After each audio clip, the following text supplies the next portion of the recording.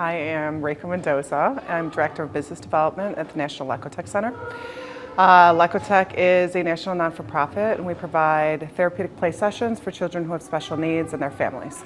We were asked here today by PlayCorps to evaluate the Snug line. What we're doing is finding out how inclusive the product is. I have to say I think it is one of the most inclusive products I've ever seen, and we've seen quite a few play products throughout our organization. What I liked a lot about it is that so many of the pieces needed cooperation in order to build with, and I was just able to see children of all abilities helping each other. They were able to come up and create things together, and everybody had a say because everybody would move their own piece towards, the product. A lot of times we were able to see that you were able to communicate without necessarily being verbal. Two children didn't necessarily have to talk to figure out that they wanted to take the wall unit and move it over, the wall piece, and move it and turn it upside down.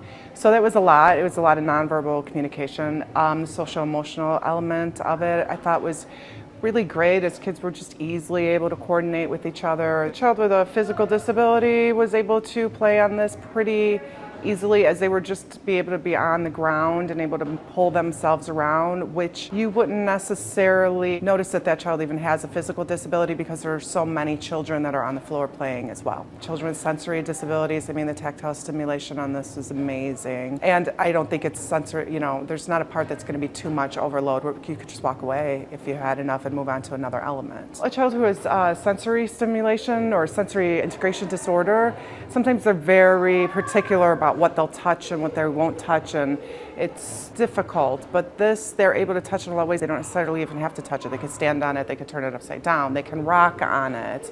There's a bunch of different ways to stimulate yourself.